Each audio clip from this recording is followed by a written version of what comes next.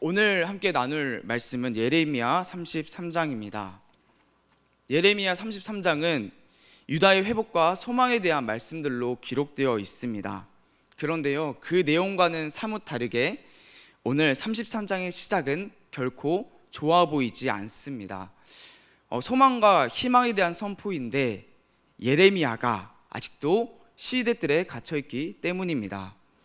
32장에서 하나님께서는 이미 유다에 대한 회복과 포로기한에 대해서 말씀하셨습니다. 그 회복에 대한 선포와 함께 만약 예레미야가 기적적으로 풀려나게 됐다면 많은 유다 사람들이 예레미야의 말을 듣지 않았을까요?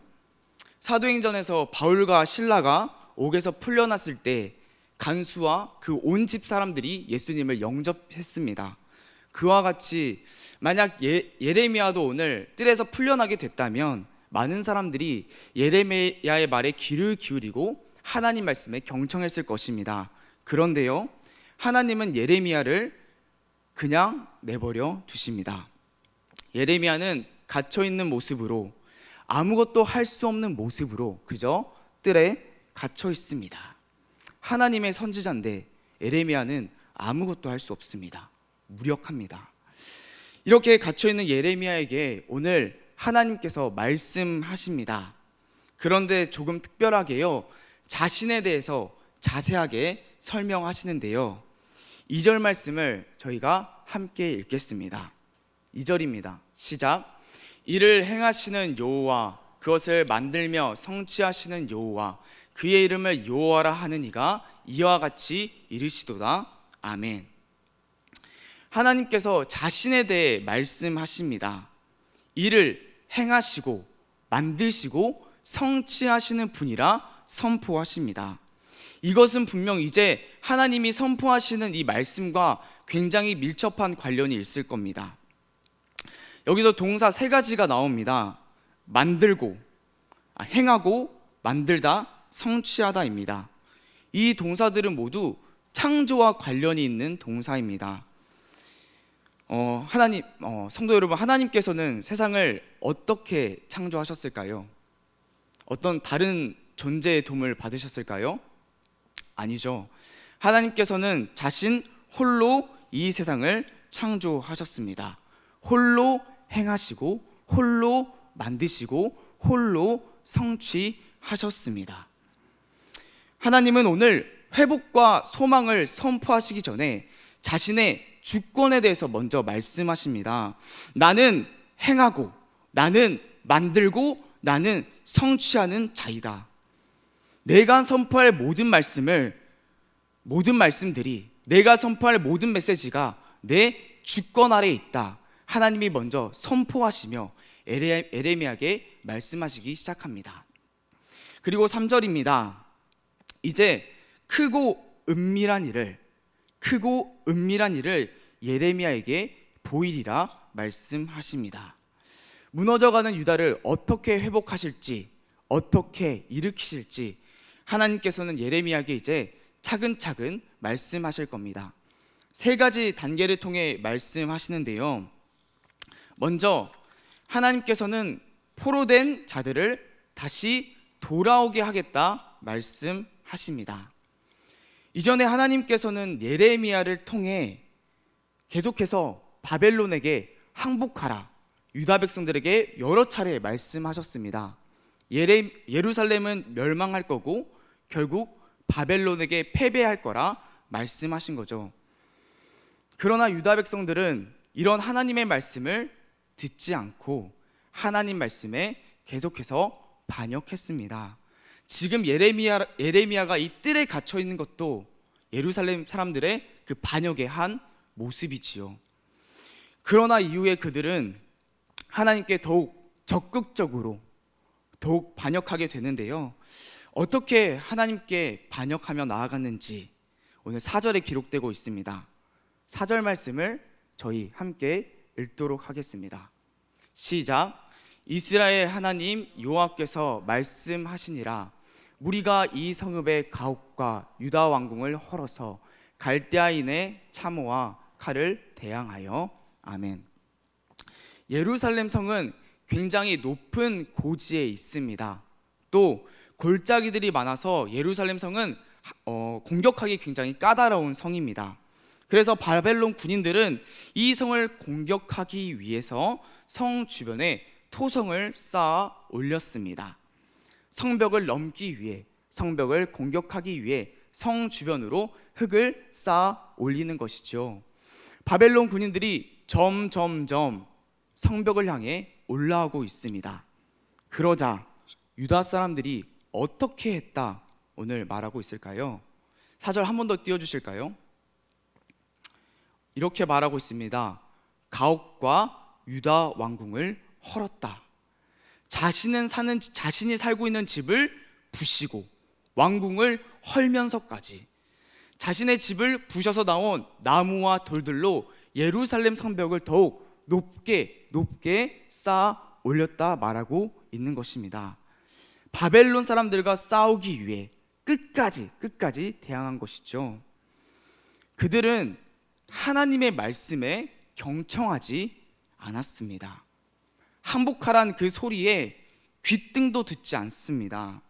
자신의 집을 부수면서까지 왕궁들을 헐면서까지 하나님 말씀에 불순종하고 반역하는 자들이 오늘 이 예루살렘 유다 백성들이라 말씀하고 있습니다. 최선을 다해 힘을 다해 하나님께 반역하는 자들입니다. 그러나 그렇게 열심히 성벽을 쌓아 올렸지만 결국 그들은 패배하게 됩니다. 성벽은 불타오르고 여기저기 비명소리만 들릴 뿐입니다. 예루살렘 성은 죽음과 시체가 가득합니다. 폐역과 반역이 가득합니다. 이제 예루살렘 성은 그 누가 봐도 소망을 바랄 수 없는 곳, 회복을 바랄 수 없는 성읍이 되었습니다. 그런데 말입니다. 하나님께서는 이런 예루살렘을 향하여 회복을 선포하고 계십니다. 7절 말씀인데요, 함께 읽겠습니다. 내가 유다의 포로와 이스라엘의 포로를 돌아오게 하여 그들을 처음과 같이 세울 것이며 아멘. 포로들을 돌아오게 하며 심지어 처음과 같은 모습으로 회복할 것이라 말씀하십니다. 반역하는 그들의 마음을 온전하게 모습들을 새롭게 할 거라 말씀하시는 것이죠. 그리고 두 번째로 하나님은 그곳에 또 기쁨과 평안을 선포하십니다. 예루살렘에 기쁨과 평안이 가득하게 될 거라 말씀하시는 거죠. 그런데요, 예루살렘의 모습은 결코 기쁨과 평안을 기대할 수 없는, 그것과는 아주 거리가 먼 모습이었습니다. 10절에서 예루살렘을 이렇게 묘사하고 있는데요, 제가 읽겠습니다. 여호와께서 이와 같이 말씀하시니라. 너희가 가리켜 말하기를 황폐하여 사람도 없고 짐승도 없다 하면 여기 곧 황폐하여 사람도 없고 주민도 없고 짐승도 없던 유다 성읍들과 예루살렘 거리에서. 아멘. 예루살렘 성읍은 황폐했습니다. 황폐하고 황폐하여 사람도 주민도 심지어 짐승까지도 살 수 없는 곳이라 말하고 있습니다. 여기서 황폐하라는 단어는 히브리어로 하레브라는 단어인데요, 땅이 바싹 마른 상태, 가뭄이 너무 심해서 땅이 쩍쩍 갈라져 있는 모습을 말합니다. 전쟁으로 파괴되고 모든 것들이 불타서 생명체가 도저히 살 수 없는 모습, 황폐하고 황폐한 모습, 기쁨과 평안을 기대할 수 없는 것이 예루살렘이라 말하고 있는 것이죠. 그런데 하나님께서 이 황폐한 곳에 기쁨을, 평안을 선포하십니다. 10절 하반절인데요, 그곳에 즐거워하는 소리, 기뻐하는 소리, 신랑과 신부의 잔치 소리, 하나님께 감사드리는 감사제의 소리, 기쁨과 찬양들이 가득하게 될 거라 하나님께서 말씀하고 계십니다. 기쁨들을 회복시킬 거라 하십니다. 또 12절 말씀을 보시면요, 황폐해 짐승이 살 수 없는 이곳에 양들이 누우며 편히 쉬게 될 거라 말씀하십니다. 양들이 쉴 만한 평안이 이 예루살렘에 가득할 거라, 기쁨과 평안이 회복될 거라 말씀하시는 것이죠. 마지막으로 하나님께서는 이 예루살렘에 다윗의 왕권과 예배를 회복할 거라 선포하십니다. 예루살렘은 멸망했습니다. 멸망하자 다윗의 왕권도 끊어지게 됩니다. 성전이 불타 더 이상 제사도 드릴 수가 없습니다. 왕권과 제사, 그 모든 것이 끊어지게 되었습니다. 그러나 하나님께서 이 모든 것을 다시 회복시키시며 일으키시며 충만하게 할 거라 말씀하십니다. 22절 말씀인데요, 함께 읽겠습니다. 시작. 하늘의 만상은 셀 수 없으며 바다의 모래는 측량할 수 없나니 내가 그와 같이 내 종 다윗의 자손과 나를 섬기는 레인을 번성하게 하리라 하시니라. 아멘. 오늘 하나님께서는 이와 같이 회복과 소망을 선포하셨습니다. 그러나 이 일들은 모두 아직 이루어지지 않은 일들입니다. 장차 이루어질 일들입니다. 그래서 지금 예루살렘의 모습은 어떨까요? 곧 황폐할 모습? 아니요, 이미 황폐한 모습, 멸망해서 생명을 찾을 수 없는 황폐해진 모습입니다. 회복과 소망을 바랄 수 없는 황폐해진 모습이 지금 예루살렘의 모습입니다. 그래서 바벨론 사람들은 이런 모습들을 보며 유다 사람들을 이렇게 조롱했는데요, 24절을 제가 읽겠습니다. 이 백성이 말하기를 여호와께서 자기가 택하신 그들 중에 두 가게를 버리셨다 한 것을 내가 생각하지 아니하겠느냐. 그들이 내 백성을 멸시하여 자기를 앞에서 나라로 인정하지 아니하도다. 아멘. 바벨론은 유다를 보며 이렇게 조롱했습니다. 하나님은 너희를 버렸다. 너희가 자랄 성전도 없고 나라도 없는데 무슨 소망이 너에게 있으며 무슨 회복이 너에게 있다고 말하냐. 이렇게 유다를 조롱하며 유다를 나라 취급하지도 않았습니다. 성도 여러분, 바벨론 사람들의 이런 조롱과 반응은 이상한 반응입니까? 아닙니다. 너무나 당연한 반응, 아니요, 어쩌면 맞는 반응일 것입니다. 왜냐하면 예루살렘은 황폐하여 황폐한 곳, 생명을 찾을 수 없는, 소망과 회복을 기대할 수 없는 황폐한 모습이었기 때문입니다. 그런데요, 하나님께서는 이에 이렇게 말씀하십니다. 이렇게 오늘 대답하십니다. 20절, 21절 말씀인데요, 한 목소리로 함께 읽겠습니다. 여호와께서 이와 같이 말씀하시니라.